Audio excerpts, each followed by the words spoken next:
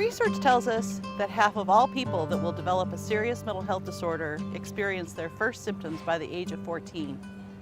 This is why the Mental Wellness Center believes it's critically important to provide education to youth and their families so that they understand what those first symptoms are and are willing to ask for help when they need it.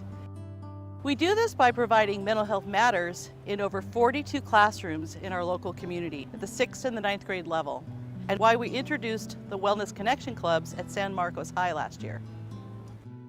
Hi everyone, I'm Maggie. And I'm Wesley. And today we're here at San Marcos High School with the Wellness Connection Club hosting the De-Stress Fest. The De-Stress Fest is a fun way to let loose during finals week. How did you get involved in the Wellness Connection Club? Well, I had a lot of friends who struggled with mental illnesses, and I just see that it's a need in our community to spread awareness and eliminate stigma.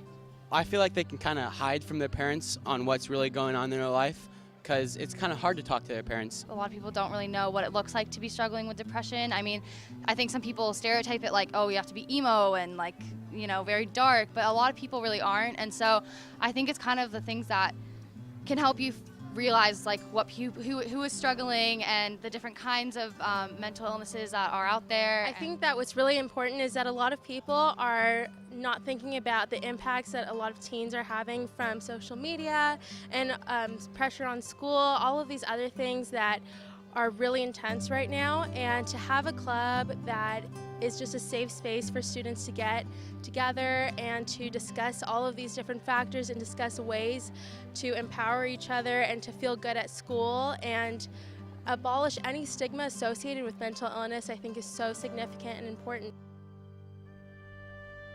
I was so touched recently when I sat down to talk with one of our tenants who shared with me his earliest recollection of his mental health symptoms at a young age.